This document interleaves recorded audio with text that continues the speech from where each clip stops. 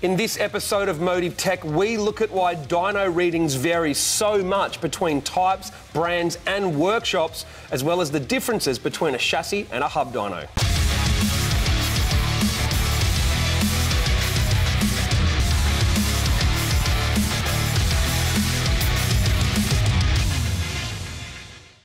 Dyno numbers are one of the most argued things on the internet when it comes to modified performance cars. Some people will claim these world records for most powerful something, and other people will say, who cares, show me your time slip so I can see the mile an hour and prove it.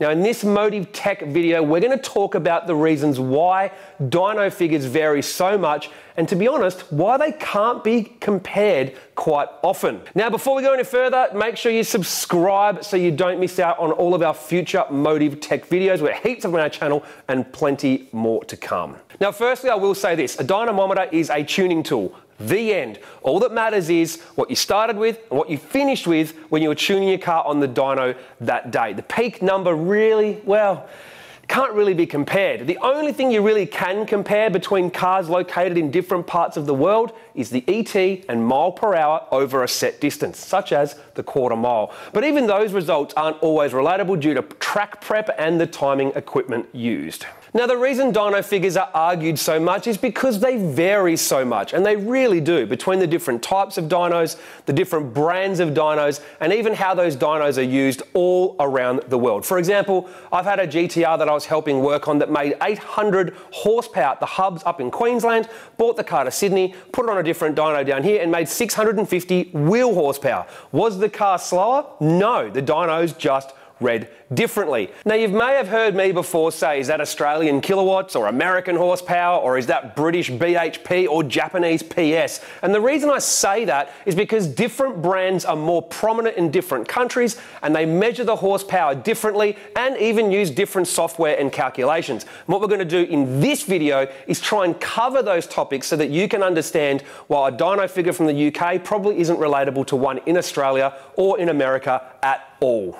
Now firstly, what are the types of dynos? Well, engine, hub and chassis dynos, and the way they measure horsepower can be broken down into being an inertia dyno, a hydraulic or an electric or eddy current dyno. Now both hydraulic and electric are a retarder style dyno system, which means essentially you can have inertia or retarder style dynos. Now once we've covered all of these, we're then going to talk about how you can manipulate the use of a dyno to either decrease or increase the power figure as well. Now first up, an engine dyno. As it sounds, it's exactly that. It is a dyno attached to just the engine. So there is no car, no drivetrain, no wheels and tyres, nothing. It is attached straight to the engine. Now you'll find that race teams, engine builders and manufacturers are the ones that use engine dynos the most. And this is because they can do engine development away from the car or even before they've finished building or designing the car in the case of a manufacturer. They're great for durability testing as well because you're only testing just the engine. And you will find a lot of engine builders that make a lot of the same engine will often use an engine dyno because they might want to run the engine in and test it before they ship it out to the customer. But you do find that the downside of an engine dyno is it's obviously quite time consuming to fit up a new style of engine you haven't put on there before, especially EFI engines. It's a lot of work to just put one engine onto an engine dyno. Now engine dynos have generally been retarder hydraulic brake style dynos, but some of them are now eddy current dynos. The most common dyno you've probably seen is the chassis dyno. And basically why they call it a chassis dyno is, well, the entire chassis of the car is on the dyno. The wheels and tyres are attached and it's on the dyno exactly how it would drive. And then you've got the hub dyno where you basically remove the wheels and tyres and attach the dyno straight to the hub of the car. Now considering most of us use either hub or chassis dynos, that's where this video is going to put most of its focus. Now a hub dyno obviously has no losses from the wheel and tyre while the chassis dyno does. So let's take a look quickly at those losses.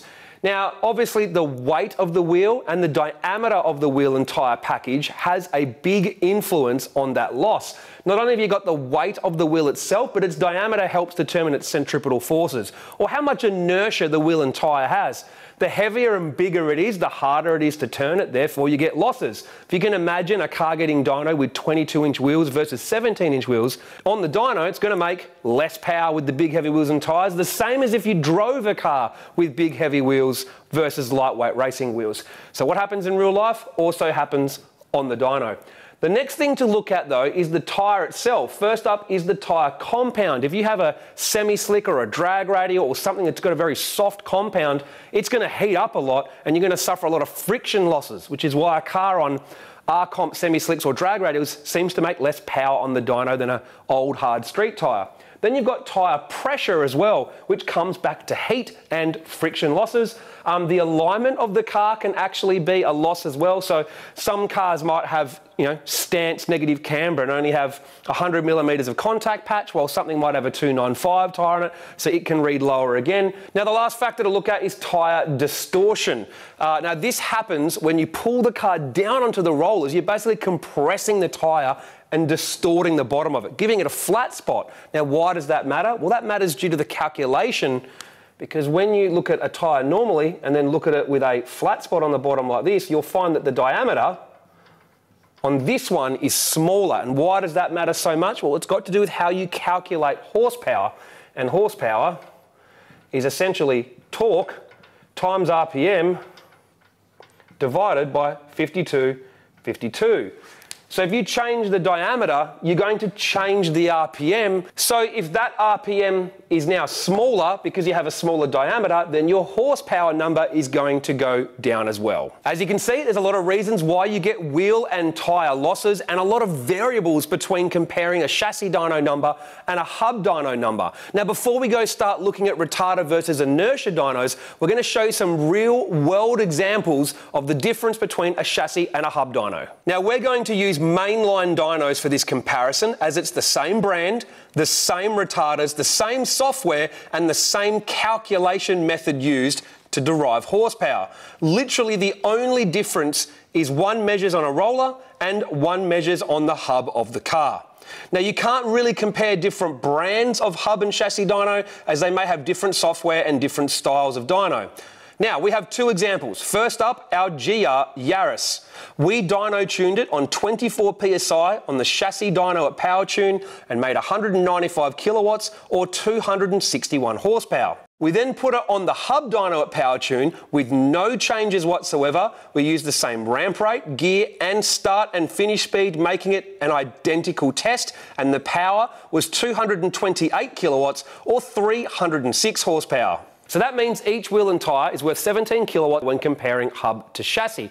Now, a lot of people think that the difference between hub and chassis is a percentage. That is totally incorrect. It's actually closer to being a fixed amount for that wheel and tyre. And what I mean by that is if we increase the power of the Yaris, why would the wheel and tyre suddenly make more difference? It doesn't. It's 17 kilowatts whether we make 200 horsepower or 17 kilowatts difference whether we make 400 or 500 or 600 horsepower. It's almost a fixed amount when you take that wheel and tyre out of the equation. Now, to prove this, we tuned the GR Yaris further to make 252 kilowatts or 338 horsepower, and then we threw it back on the chassis dyno and made 216 kilowatts or 290 horsepower. The difference being 48 horsepower, very close to the 45 horsepower that we gained on less power. Now, we also did a test with our Porsche 997 project car we used to have. On the chassis dyno, it made 223 horsepower, and on the hub dyno, it made 265 horsepower, a difference of 42 horsepower. So here's where things get interesting. That fixed amount for the wheel and tyre really only works when the car has full traction on the dyno and can do a repeatable dyno run. Now, as torque goes up in a car, the gap in power between chassis and hub starts to change, but not for the reasons that you think. Basically, what happens is, as torque and power go up, the car now struggles for traction on the dyno.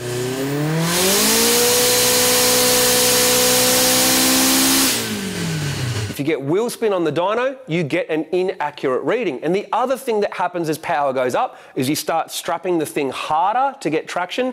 You might throw people in the boot of the car, and as you can imagine, the more weight in the back of the car and the harder it's strapped down, the lower the reading if you get traction. Let's do a hypothetical example of, say, a Falcon XR6 Turbo.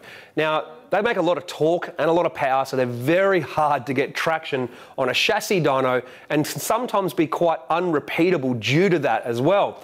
So let's just say on low boost, the car makes 400 wheel horsepower on a chassis dyno. You take it off, you put it onto the hub dyno, and it makes 450 horsepower at the hubs. There is a difference of 50 horsepower. Now, in this instance, there's no wheel spin and it's repeatable power, so the only loss or gain that you have from changing is just the wheel and tyre.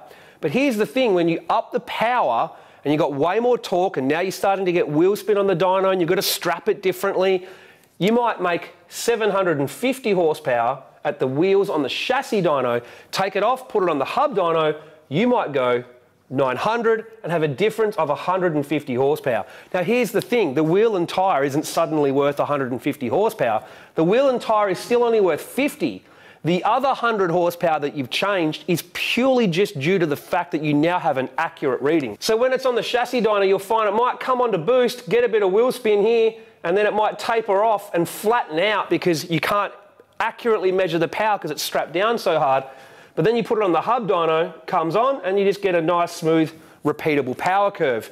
And here's the thing, we've seen cars that make 1200 horsepower on the chassis dyno, come off, go onto the hub dyno, and make 1500, and then they can tune the car better due to the fact it's got an accurate power curve and repeatable runs. They can actually further tune the car, and then they end up with more like 16 or 1700 horsepower. So people then go, wow, the hub dyno reads way higher, but that's not the case. It's not just reading higher, it's just reading more accurately, and you're able to tune the car a lot better. And that's what you find with chassis versus hub. The hub dyno just allows more accurate and repeatable horsepower measuring so you can do better tuning. Now we've spoken at length to the guys from Mainline about this, and we've actually made 2 other videos in the past when interviewing Todd from Mainline. If you check into the description below, you can get the links to those videos, and he basically says the exact same thing as this, and that is the main thing when comparing chassis dyno to hub dyno numbers. Now we're going to look at the different ways that dynos measure horsepower. We mentioned before there is inertia and retarder. Now an inertia dyno basically is a drum dyno. You've seen the videos of cars where they sit on top of one roller. Well, basically that roller is just a big drum. And the way the dyno calculates horsepower is it knows the weight and the diameter and everything it needs to know about that drum. And basically the car accelerates the drum. It's very important to remember that. And it basically calculates how hard it accelerates that drum, basically determines how much horsepower the car makes. Now, after 20 years in the car industry and traveling around the world and running dyno comps and seeing everything to do with dynos, it's of my opinion that inertia dynos read higher than retarder dynos. The end. You feel free to argue about it all you like, but that's what I've seen, and it's a general consensus that brands of dynos that are inertia generally read higher. It doesn't mean they're wrong, it just means they read higher. Now, the biggest difference between inertia dynos and retarder dynos is this.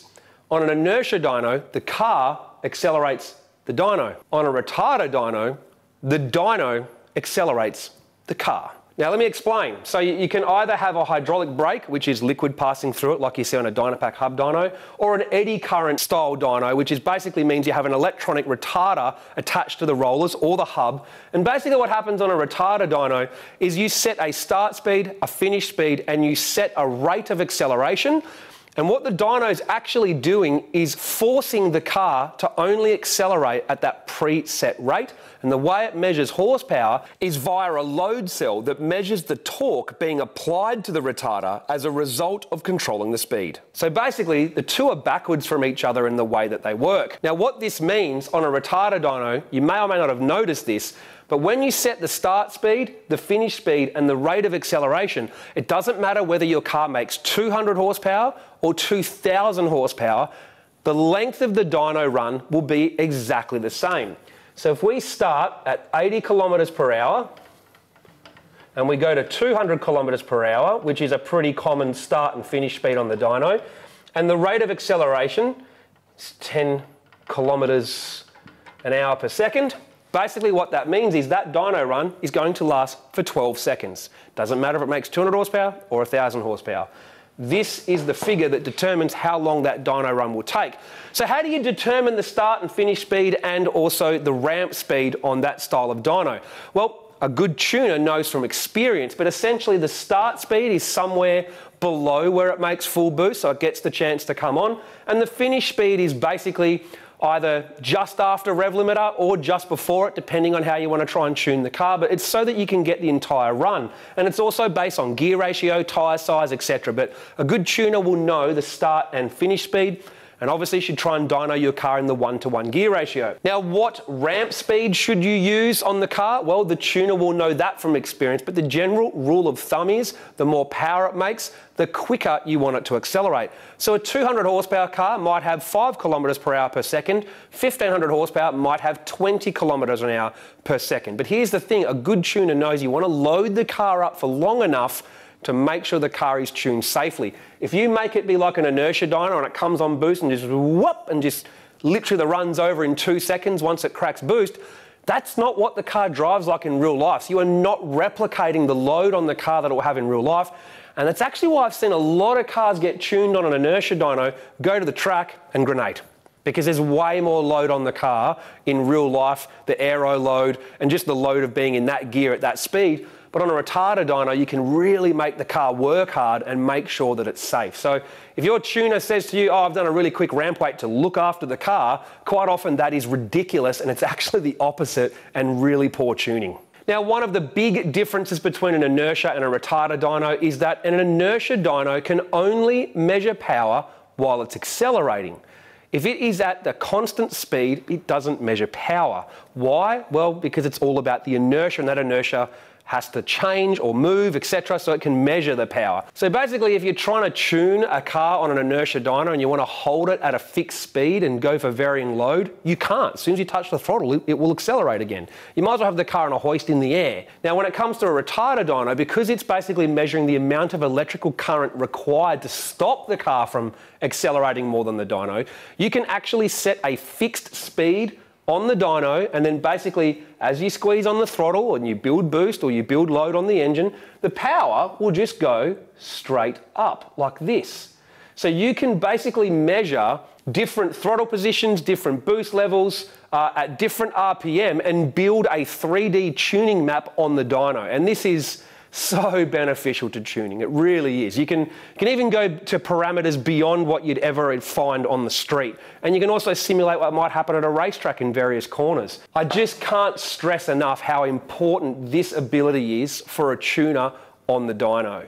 Now, if you watch some dyno runs on an inertia dyno and you see they accelerate and then zip up really quickly once they hit boost, or you see some people use a really fast ramp speed on a retarder dyno, some dyno tuners will say to you, oh yeah, I did the run really quickly because that's safer for the car. That is total rubbish. You want the run to last as long as it would and load the car up like in real life. I've seen cars come off an inertia dyno, they all look good, they hit the quarter mile and they grenade because they just have way more load on the car in real life than what they do on an inertia dyno. But on a retarder dyno, you can really load the car up and be really heavy on it. If anything, you want to ramp the car slower than real life, because if it's safe like that, it's going to be safe all the time. I just cannot stress. In fact, the more I think about it, I don't even know why you would buy an inertia dyno compared to a retarder dyno. So the next thing to talk about is how the power is calculated in the dyno's software. You've seen the numbers, kilowatts, horsepower, brake horsepower, and PS. Now, they will all be different if you change that on a dyno, but the software to get to that point changes for each dyno as well. And here's where it gets more confusing. You have the Society of Automotive Engineers who have a gross power, net power, certified power calculation. There is different standards for Europe and different standards for the US. There's actually quite a few different ways to calculate horsepower that we could make an entire video out of separately, which we're not going to. And here's the thing, I've had my Yaris on quite a few different dynos, and when it was on a Dynopack dyno, we were able to go into the menu, change the way it calculated horsepower, and the number went from 185 to 155 kilowatts. Well, which one's correct? Well, they both are really, right? Like, it just depends on which calculation you use. So that is another variable that you're going to get between different brands and types of dynos, or even on the one dyno. So that's why figures can't always be compared. Now, when you start looking at these numbers, obviously horsepower is big in America, kilowatts big in Australia, BHP is a British and European dominated thing, and PS is most well known for being in Japan. But here's the big problem with Japan and UK dyno figures. They often quote what is called calculated engine horsepower. Now earlier we showed that when you go from the wheel horsepower to hub horsepower, that obviously if everything is perfect, then the wheel and tyre is the only variable, but it's not a percentage, it is a fixed amount for one car, but obviously there are other variables that get added in with more power. Well, these guys try and calculate engine horsepower from a chassis dyno. That is ridiculous. And the problem is the chassis dynos try and often do it off a percentage. Now, like I said, each brand is different, not all of them do it that way, but you just do not know. When you go from wheel horsepower to engine horsepower, you are guessing. You do not know what it is. Why do they do it that way? Well, my best guess is that one day someone dynoed their car, saw the wheel figure, typed into the dyno what's the engine number, and basically went, oh, that's higher, that'll look good to the customer. And then it just became industry standard in Japan and in the UK to quote numbers that are basically calculated engine horsepower. But I'm telling you right now that it is a total guess and it is total rubbish. Let's do a hypothetical example. Let's say you've got a car that makes 400 horsepower at the engine. Now, due to drivetrain losses, it makes 350 at the hub, and then the wheel and tyre losses, it makes 300 at the wheels. All seems pretty reasonable, right? Well, what happens when you tune that car to 600? You've now doubled the power at the wheels. Have you doubled the power at the hub and the engine? No, you haven't.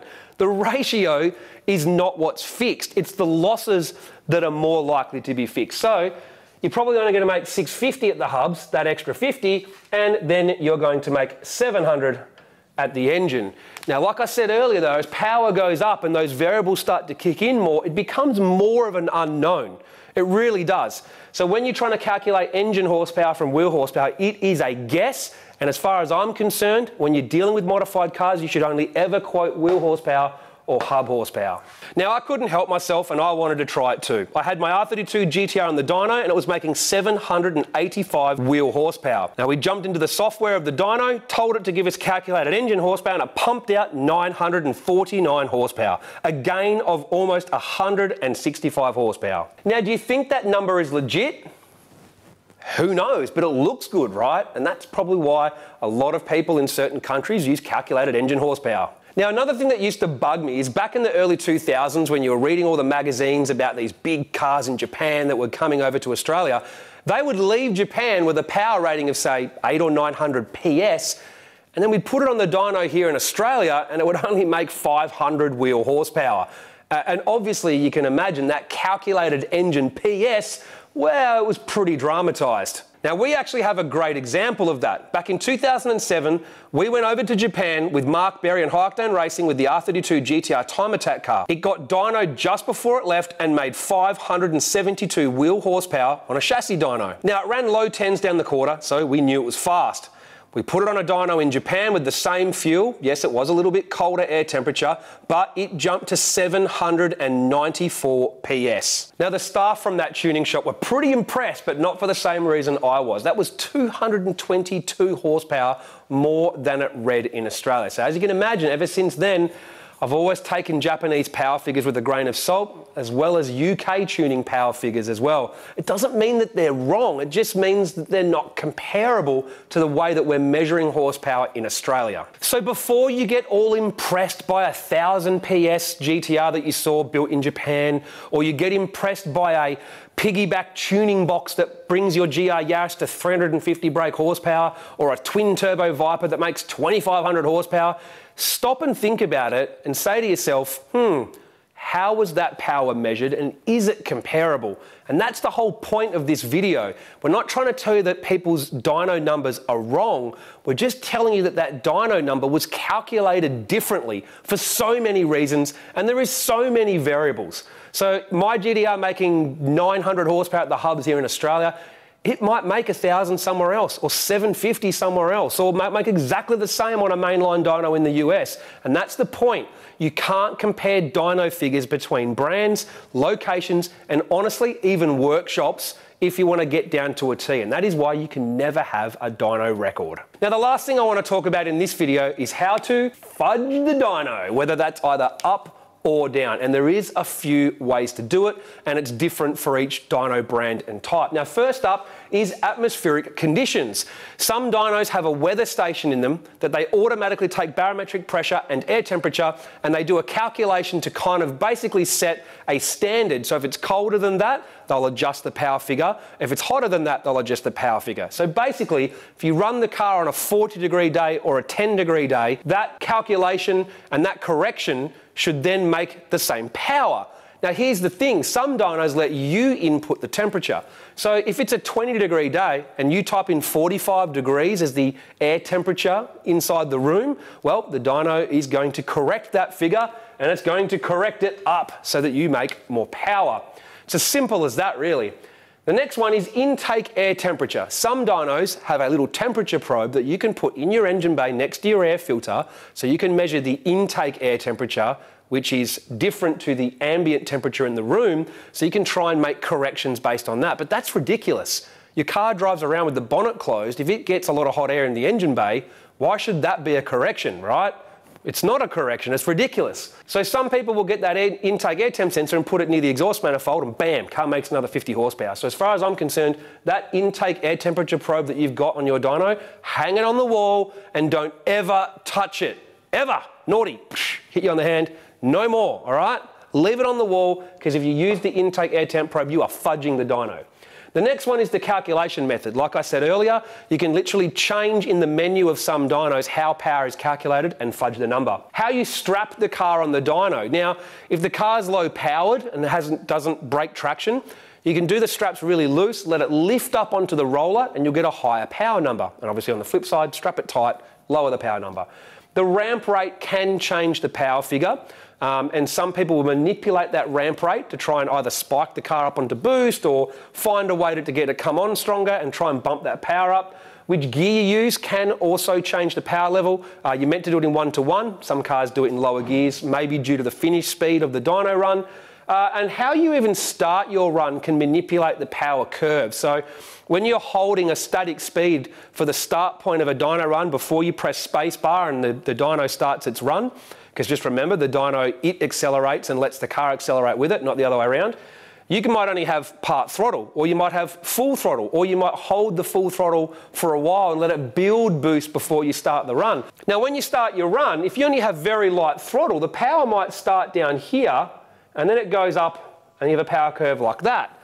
But if you decide to hold the throttle for longer, build more boost, well, guess what? The power actually starts here, and it might look more like this.